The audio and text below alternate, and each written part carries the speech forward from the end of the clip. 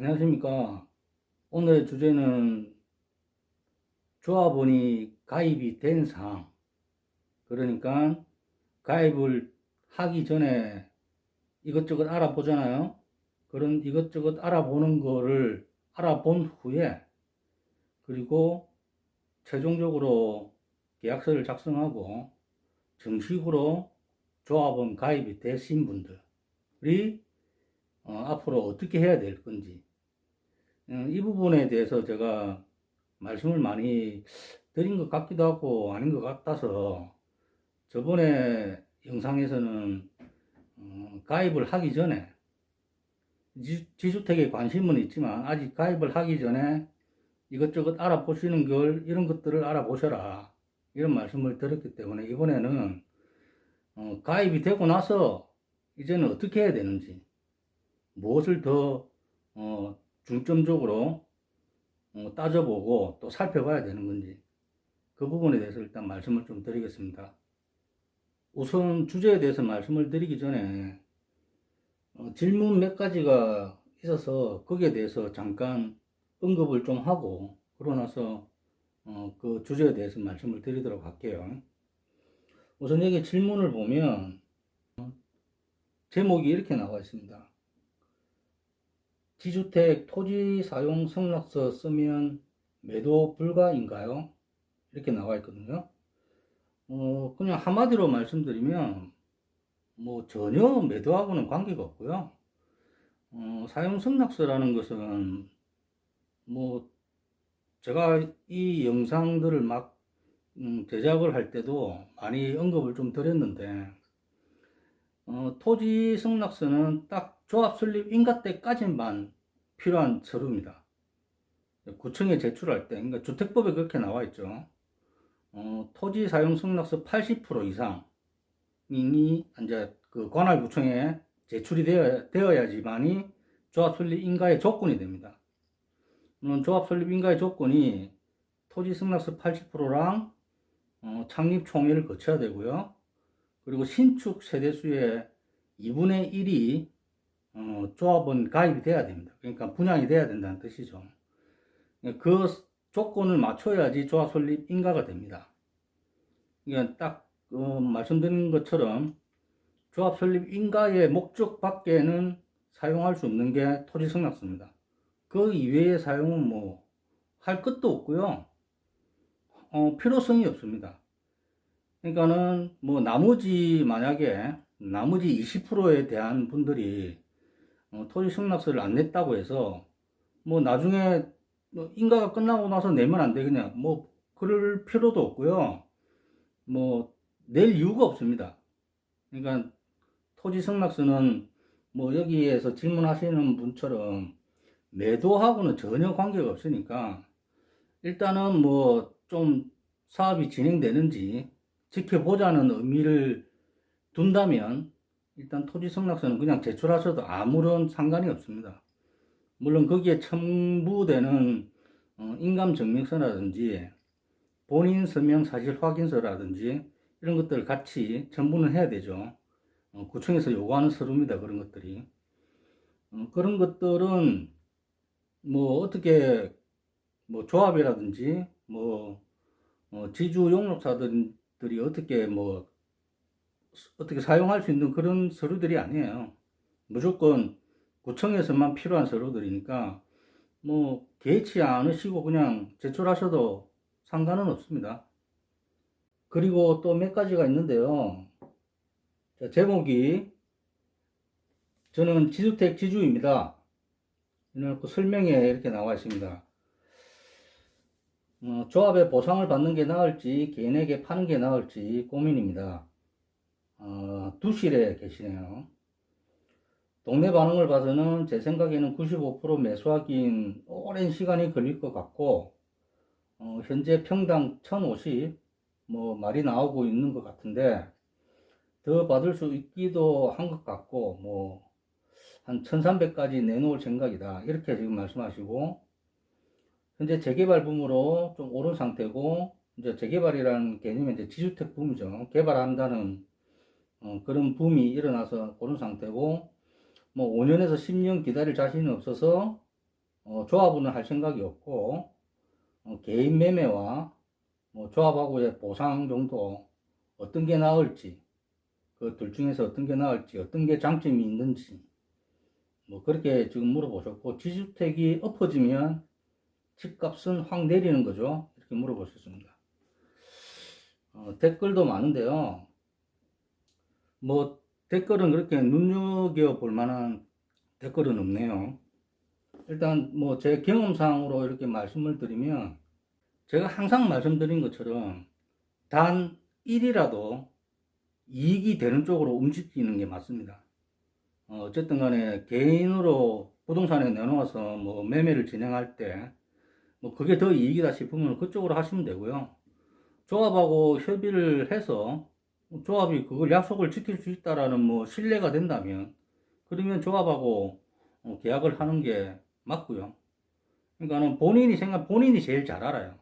본인이 제일 잘 알기 때문에 본인이 생각했을 때 단 1이라도 이익되는 쪽으로 움직여라. 뭐 이렇게 일단은 뭐 말씀을 드릴 수 있겠습니다. 지주택의 지주는 어쨌든 간에 어 장점이 많지 단점보다는 장점이 훨씬 많습니다. 근데 마지막에 물어보신 것처럼 지주택이 엎어지면 뭐 집값이 확 내려가는 거 가요? 뭐 이렇게 여쭤보셨는데, 네, 맞습니다. 당연히, 예, 당연히 소문이 안 좋게 나겠죠. 그러면 뭐 집값이 더 이상 오르지는 않겠죠. 그리고 뭐 그렇게 크게 이슈도 없기 때문에 뭐 고만고만한데 뭐 그렇다고 확 떨어지고 이러지는 또 않겠죠. 뭐 어차피 그 동네 시세라는 게 있으니까. 그러니까는 뭐 그렇게 개발에 대한 이슈가 이제 없어져 버렸기 때문에 큰 뭐 메리트는 없을 겁니다. 뭐 그렇게 정도만 아시면 될 것 같아요. 그리고 또 다른 질문이 이런 질문이 있네요.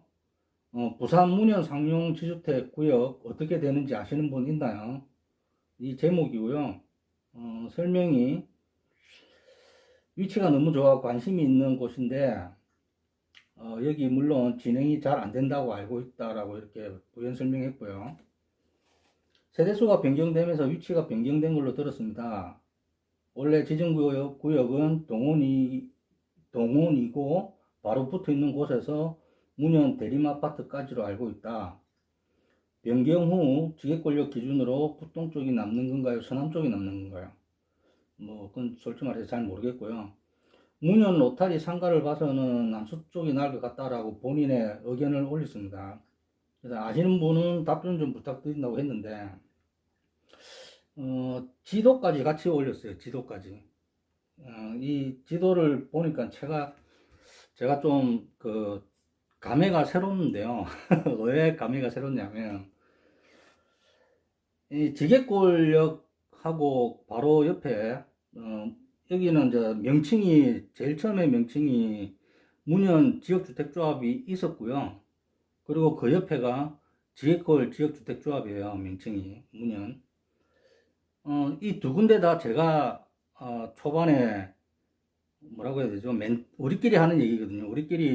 우리 일하는 사람들끼리 하는 얘기가 아무것도 안 되는 데서, 맨 땅에 헤딩한다고 해요. 맨 땅에 헤딩한 곳이 이 두 군데인데, 맨 땅에 헤딩을 제가 했습니다. 그래서 명부 제가 다 만들고, 이래 등기부등본에 나와 있는 그 지주분들 다 찾아서 이렇게 만들어 놨던 현장입니다.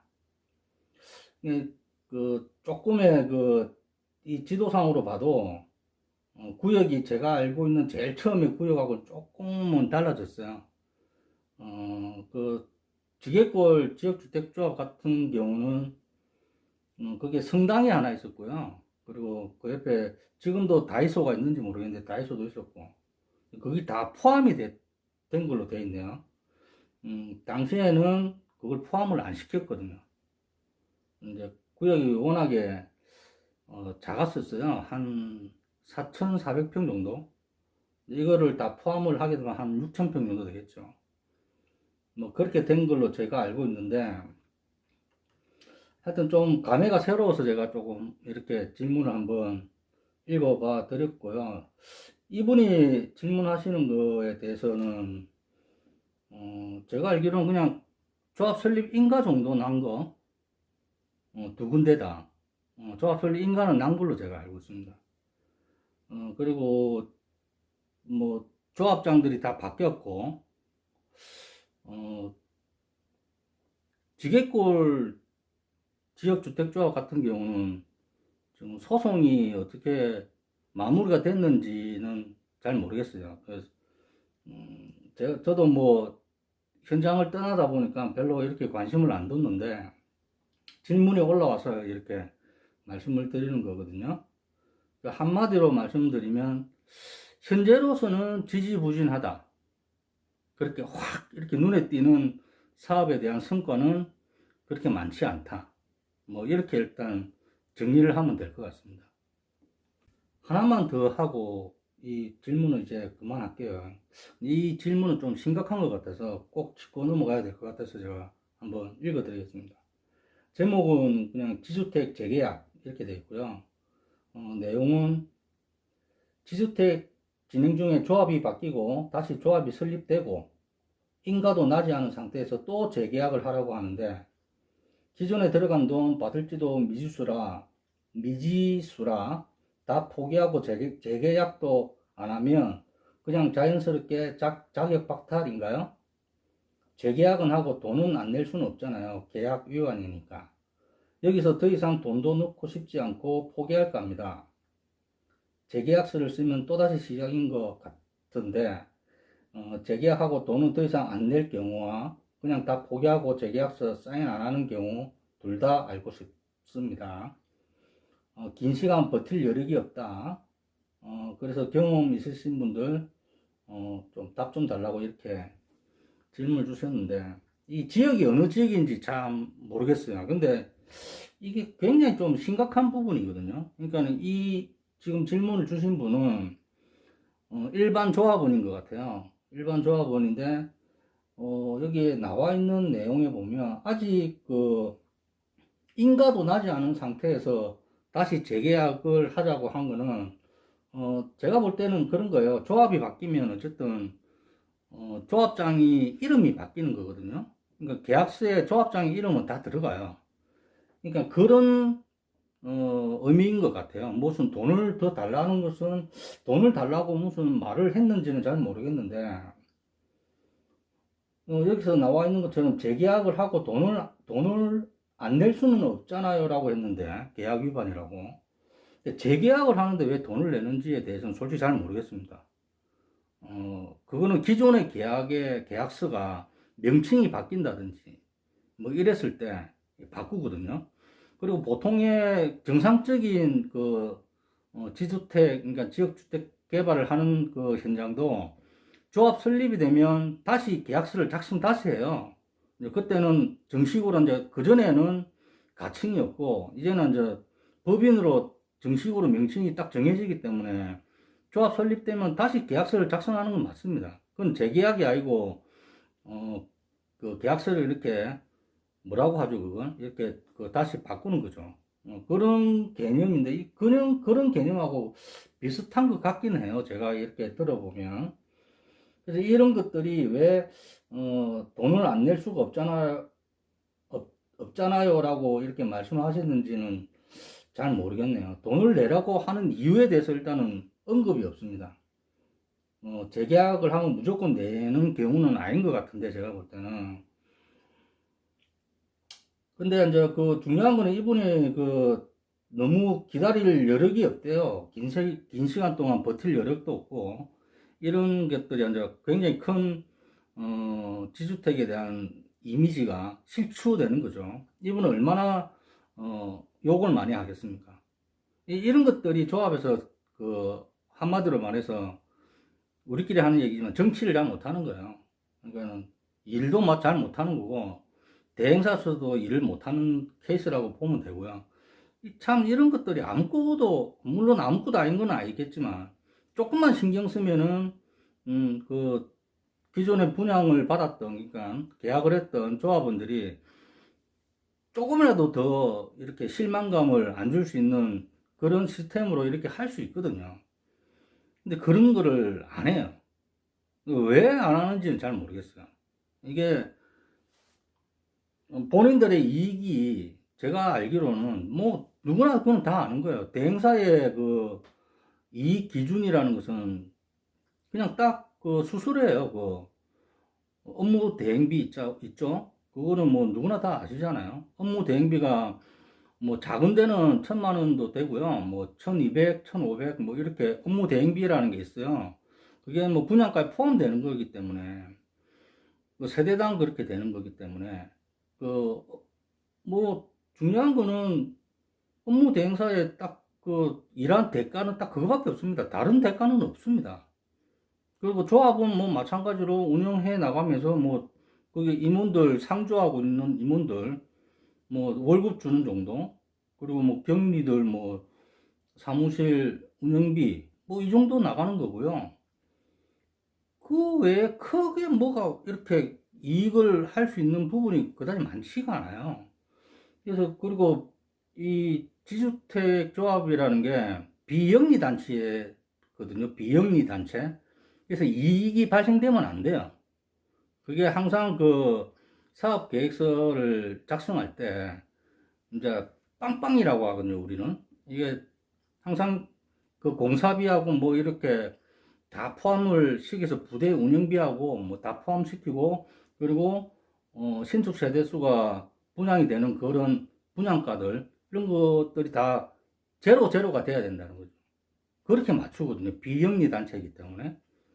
이런 것들이 그 뭐 다 알고 있는 상황인데도 왜 운영을 이렇게밖에 못하고 여기에 지금 질문하신 분처럼 이렇게 실망감밖에 안 주는 현장이 돼버린 건지 참 안타깝습니다. 이런 거 보면. 이런 한 현장들 때문에 사람들이 지주택에 대한 이미지를 안 좋게 본다는 거죠. 그런 게 참 진짜 개인적으로 안타깝습니다.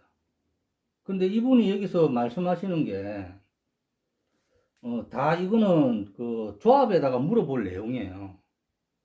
조합에 직접 그 전화를 하셔가지고 재계약을 하게 되면은 뭐 어떤 조건들이 있는지 돈을 내야 된다고 하면은 왜 내야 되는지에 대해서 정확하게 여쭤보고요. 물어보고요. 조합에다 전화를 하셔서. 그리고 뭐 내가 포기를 하게 되면 뭐 상황이 어떻게 되는 건지. 그렇게 되면 나는 뭐 탈락이 되는 건지. 그런 것들을 직접적으로 그 조합에다가 물어보십시오. 그게 제일 빠른 방법이고요. 거기에 대해서 조금 개인적으로 생각할 때 이거는 불이익이 좀 있는 것 같다. 뭐가 불합리하다. 라는 판단이 섰을 때 그럴 때는 변호사하고 한번 상의를 한번 해보시고요. 이거는 그 여기다가 물어볼 게 아니고요. 조합에다 직접 물어보셔야 됩니다. 직접 물어보셔서 그 사람들이 무슨 얘기를 하는지 어떤 식의 답변을 하는지 그걸 정확하게 받아 적든지 뭐 녹음을 하든지 해서 그 어쨌든 전문가한테 물어보는 게 가장 빠른 방법이라고 뭐 저는 개인적으로 생각합니다. 간단하게 하나만 더 짚고 바로 넘어가겠습니다. 제목이 원주민이 주체가 되는 지주택 이렇게 돼 있고요. 지주택은 보통 땅을 매입해서 하는 사업이니 어렵고 오래 걸린다고 하는데 땅 매입 없이 원주민이 주체가 되어 지주택을 그나마 좀 안전한 편인가요? 지주택을 하는 경우 그렇지 않으면 뭐 지주택은 무조건 위험한 건가요? 뭐 이렇게 이제 여쭤보셨는데 댓글에는 이런 것들이 좀 있습니다. 원주민이 주체를 하는 경우는 없다라고 하고요. 또 그거는 뭐 재개발이라고 하시는 분들도 계시고 그리고 원주민이 주체가 되는 건 뭐 재건축, 재개발 뭐 이렇게 말씀하시는 분들이 있는데 이 말도 뭐 틀린 말은 아닌데요. 지주 공동 사업이라는 게 있습니다. 지주들이 주체가 돼서 하는 지주 공동 사업. 근데 이게 뭐가 다르냐면요. 법 적용을 어느 법을 적용을 받느냐에 따라서 틀리다는 거죠. 이 법 적용을 주택법으로 하느냐, 아니면 도정법, 그러니까 도시 및 주거 환경 정비법으로 사업을 진행해 나가느냐, 어떤 걸로 하느냐에 따라서 성격이 달라집니다. 이걸 먼저 어떤 법으로 진행을 하는지 먼저 알아보시는 게 중요하고요. 지주 공동 사업은 뭐 여러 군데서 합니다. 저도 경험이 있고요. 지주 공동 사업이라는 게 뭐 지주분들이 뭐 말 그대로죠. 지주분들이 모여서 주체가 그렇게 되고요. 그러니까는 보통의 경우는 지분제예요. 지분제. 내가 지금 땅이 뭐 몇 평인데 이 몇 평에서 아파트를 짓게 되면 어떻게 해 주겠다. 뭐 이런 거 갖다가 처음부터 정하고 가는 거죠. 그게 지주 공동 사업일 경우가 상당히 많고요. 이렇게 한 도급제로 하는 경우가 극히 좀 드물어요. 지주 공동 사업은. 보통의 경우, 제 경험상으로는, 빌라촌이 있어요. 빌라촌. 빌라촌이 좀 그런 경우가 많아요. 빌라가 한, 뭐, 열 몇 동씩 이렇게 있는 데가 있어요. 그렇게 단체로 이렇게 모여가지고 그분들이 한 뭐, 150명? 뭐, 많게는 뭐 한 300명까지 되는데, 그렇게까지는 안 되고요. 한 100명에서 150명 정도 되는 그분들이, 뜻을 합쳐가지고 하는 경우인데, 그래서 여기에서 나와 있는 댓글에 주신 분들도 뭐 재개발 재건축이라고 하시는데, 그러니까 재개발 재건축으로 하시는 것들이 이제 도정법으로 하는 사업이죠. 근데 이걸 도정법으로 안 하고 주택법으로 하게 되면 성격이 완전히 달라집니다. 그렇게 되면은 사전 신고도 해야 되고요. 그러니까 제가 계속 앞에도 말씀드린 것처럼 어떤 법을 적용을 받고 그 법에 따라서 사업 진행을 하느냐, 그게 가장 중요하다. 그 부분을 먼저 알아보시라. 그걸 좀 말씀드리려고 간단하게 일단 말씀드렸고요. 자, 그럼 그 앞에서 제가 처음에 제가 말씀드린 것처럼 조합원이 되고 난 이후에 이제는 어떻게 이 조합을 또 견제도 해야 되겠죠. 그리고 대행사도 견제도 해야 되고 어떻게 하는 게 가장 좋은 것이냐, 이걸 말씀드리려고 오늘 영상을 지금 제작하고 있는 거고요. 그 전에 제가 지주 입장도 많이 말씀을 드렸고, 그리고 조합원이 되기 전에 이제 알아봐야 될 것들을 말씀을 드렸고, 이번에는 아니죠. 지주가 아니고 조합원이 되고 난 이후에 어떤 것들을 해야 되는지, 이런 것들을 먼저 좀 말씀을 드리겠습니다. 우선 첫 번째로 말씀을 드릴 거는, 계약을 하고 난 이후에 한 달 안에는 어쨌든 그 법이 바뀐 거 아시죠? 한 달 안에는 계약을 해지하면은 뭐 계약금을 전부 다 돌려받을 수 있습니다. 그거는 1차적으로 법에 나와 있는 거니까는 그렇게 하고 싶으신 분들은 그렇게 하시면 되고요. 한 달 이후에 이제는 계속해서 이제 지켜봐야 되잖아요. 그러면은 그때는 관심을 많이 두셔야 됩니다. 그 내몰라라 하시면 절대 안 돼요. 그러니까는 홍보관에도 뭐 자주까지는 아니더라도 가끔씩 구경도 하러 가시고요. 그리고 그 분양을 만약에 받았다면 담당자가 있겠죠. 담당자하고도 뭐 가끔 통화하시고요. 그리고 현장에 가서 현장 사무실에 꼭 들려서 가지고 그 담당자들의 뭐 얘기도 한번 들어보시고, 그리고 그분들의 행동이라든지 이런 것들도 많이 살펴보세요. 그러면 아, 여유가 있구나. 아, 굉장히 뭐가 좀 잘 돌아가고 있구나. 뭐 나름대로 판단이 설 수도 있고 뭐 안 설 수도 있는데, 근데 그런 것들을 이렇게 계속해서 이게 지켜보는 게 일단 업무 아닌 업무라고 생각하시면 됩니다. 그리고 조합장 뭐 후보죠. 아직까지 뭐 조합장이라는 명칭을 쓰기는 좀 뭐한데, 어쨌든 그런 임원분들도 찾아가서 만나보고 얘기 들어보고 계속해서 이렇게 관심을 갖고 이렇게 찾아봐야 됩니다. 그게 첫 번째 조합원이 되고 난 이후에 할 행동들이고요. 그리고 두 번째는 각종 회의라는 게 있을 수 있거든요. 그러니까 뭐 총회는 당연히 참석을 하셔야 되고요. 그리고 각종 뭐 이런 뭐 임원 회의가 있다면 내가 임원이 아니더라도 그 참관할 수 있거든요. 만약에 참관이 가능하다면 참관하시면은 좋고요.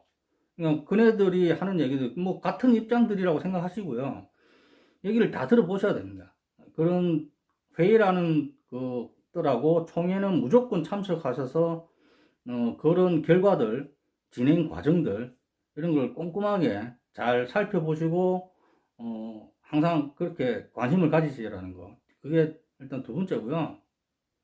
자, 세 번째로는 이건 좀 심각한 건데요. 뭐 어떻게 보면 이 내가 관심이 있고 또 뭐 어떤 식으로든지 잘 될 거라는 믿음을 갖고 이 계약을 하고 뭐 몇천만 원이라는 돈을 이렇게 어쨌든 간에 투자 개념으로 이렇게 한 거잖아요. 그렇게 했다고 봤을 때도 이 뭔가가 잘 이렇게 진행이 안 되는 경우가 생기죠. 뭐 여러 군데서 생기니까. 그렇게 생겼을 때는 이제 그때가 좀 중요해요. 어떻게 해야 되는지. 방관하고 있으면 절대 안 됩니다. 제가 계속해서 뭐 말씀을 드린 거지만 항상 관심을 가지시고 알아보시라고 이렇게 말씀을 드리는 것도 방관하고 계시는 분이 꽤 많아요.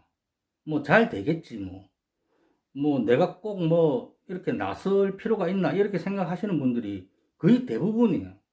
근데 그 생각부터 버리셔야 됩니다. 방관하고 있으면 절대 안 되고요. 어쨌든 간에 진행이 잘 되면 뭐 그냥 뭐 그 진행 잘 된다는 거 칭찬해주고 이러면 되는 거고요. 만약에 뭐가 문제가 좀 있는 것 같다라든지 뭐 이런 얘기들이 막 나오겠죠. 그러면 그 부분에 대해서 심각하게 생각을 하시고 주변 그러니까 분들 그러니까 계약을 하신 분들 있잖아요. 조합원으로 계약을 하신 분들 그런 분들을 조금 찾아보셔서 의견을 좀 나눠 보시고요. 그리고 정확하게 진단을 내릴 줄 알아야 됩니다. 왜 지지부진하고 왜 사업 진행이 안 되는지, 이게 정부에 대한 정책이 잘못된 건지, 그게 따라가다 보니, 잘못됐다기보다는 그게 정부 정책을 따라가다 보니 시간이 좀 걸리는 경우도 좀 있거든요. 그런 경우면은 뭐 어떻게 손쓸 방법은 솔직히 없어요. 근데 그런 경우가 아닌 다음에 뭐 그 현장에 대한, 그러니까 지주에 대한 계약이 조금 늦어져서 그런 부분 때문에 사업 진행이 안 된다든지 그러면은 뭐 방법을 강구를 해야죠. 그걸 어떻게 해야 되는지에 대해서 사람들하고 의논을 많이 나누어 봐야 됩니다. 그래서 조금이라도 속도를 빨리 낼 수 있는 사업 진행이 무엇인가에 대해서 심각하게 고민을 해 보시는 게, 그게 제가 볼 때는 조합원의 도리라고 저는 생각합니다. 그렇게 하셔야지만이, 당연히 그렇게 해야 된다고 저는 생각해요. 뭐, 내 돈에 대한, 내 재산이 지금 그쪽에 들어가 있는 상황이잖아요. 근데 어떻게 방관을 하고, 내 아닌 누군가가 하겠지라고 이렇게 할 수가 있냐는 거죠. 저는, 절대 그건 아니라고 저는 생각하기 때문에 항상 먼저 생각을 하시고, 먼저 이렇게 알아보시고, 주변 분들하고 같이, 그러니까 꼭 나 같은 사람이 또 있을 수 있거든요. 그러니까 그런 분들하고 이렇게 의논을 나눠 보시는 거. 그게 더 중요하다. 일단 그렇게 말씀을 마지막으로 드리고요. 앞에 그 몇 가지의 질문이 있어서 좀 시간 좀 됐는데, 어쨌든, 일단은 제일 중요한 거는 조합원이 되고 난 이후에는, 그리고 한 달이 지난 이후에는 뭐 그때 가서 뭔가에 대한 되돌리고 싶은 그런 상황이 생긴다면 내가 어쩔 수 없이 손해는 봐야 돼요. 그 손해 보는 거는 뭐 법으로 나와 있는 거는 어떻게 할 수가 없습니다. 그 부분은 어쩔 수 없지만 그래도 끝까지 그 현장을 믿고 이 조합을 믿고 이렇게 간다고 했을 때는, 그러면은 어떤 식으로든지 나의 뭐 행동이라든지 주장이라든지 이런 것들을 꼭 진행하고 있는 관련자들한테 피력을 해야 된다는 거. 그게 어떻게 보면 제일 중요하지 않겠나. 그렇게 생각을 해서 제가 말씀을 드리는 거고요. 저는 앞에 영상에서도 항상 말씀드린 것처럼 뭐 15년, 16년 이렇게 이쪽 일을 하다 보니까 지역주택조합이 어쨌든 간에 좋은 이미지가 조금이라도 나라는 사람의 한 사람으로 인해서라도 뭐 그렇게 되진 않겠지만 어쨌든 조금이라도 나라는 사람이 조금이라도 이미지 좋아지는데 보탬이 되는 게 제 진짜 바람입니다, 진짜로. 그래서 조금 더 깨끗한 지역주택조합에 대한 사업이 진행되었으면, 그랬으면 정말로 좋겠다. 뭐 이게 진짜 제 바람입니다. 아무튼 그렇고요. 아, 제가 며칠 전부터, 한 달 전부터죠. 한 달 전부터, 이건 제 개인적인 얘기입니다. 한 달 전부터 뭐 의뢰받은 것들이 있어요. 좀 새로운 현장을 한번 좀 만들어 봤으면 하는데, 당신이 좀 이렇게 알아봐 주면 안 되겠나, 이런 얘기를 들은 데가 있거든요. 그래서 뭐 알겠다. 그래서 뭐 어떤 조건이 어떻게 되고, 뭐 어떻게 되고, 이런 얘기 다 나누었고, 그랬는데, 저도 한 가지 착각하는 게 있더라고요. 이게 어떤 거냐면, 나라는 사람한테만, 저한테만 의뢰를 한 줄 알았어요. 근데, 그게 아니더라고요.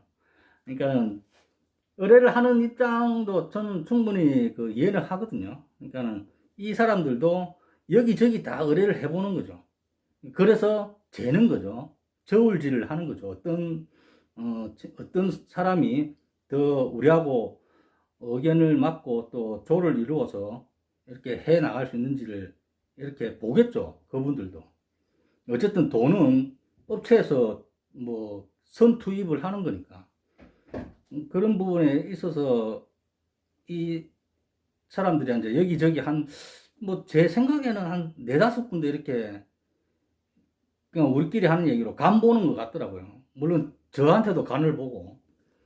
이런 것들에 대해서 제가 진짜 착각을 한 거예요. 저는 저한테만 그런 줄 알았는데. 이것도 어떻게 보면은 그 괜히 자만심이죠. 그러니까 한 번 더 느꼈습니다. 나는 자만심이 없다라고 생각했는데 사람이다 보니까 그게 있었던 것 같아요. 그래서 한 번 더 제가 뉘우치고 또 반성을 하고 있습니다. 이거는 자만 같은 건 했으면 또 안 되겠구나. 그렇게 생각하고 있고요. 그 업체 입장도 충분히 당연히 뭐 이해가 가죠. 그렇게 여러 군데 이렇게 의뢰를 해놔야지 뭐 좋은 현장이 나타나니까. 그래서 저도 현장을 한 다섯 군데 정도를 이렇게 고심해 가면서 부산 지역만 이렇게 조금 그래도 어느 정도 가능성이 있는 그런 지역을 뽑아서 보내줬습니다. 뭐 하여튼 그렇고요. 뭐 그런 경우인데 결과는 아직까지 모르겠어요. 어떻게 될지는. 뭐 제가 먼저 결과를 물어볼 수는 없는 입장이다 보니 결과는 아직 모르겠는데 뭐 지켜봐야 되겠죠. 하여튼 제 개인적인 얘기고요. 그래서 이런 것들이 또 하나의 경험이라고 저는 또 생각하고 있고요. 하여튼 중요한 거는 뭐 아까 말씀드린 것처럼 지역주택조합이 조금이라도 좋은 이미지가 되었으면 좋겠다. 그게 큰 바람이다. 뭐 이렇게 일단 말씀드리고 오늘은 뭐 여기서 마치도록 하겠습니다. 여전히 코로나 조심하십시오.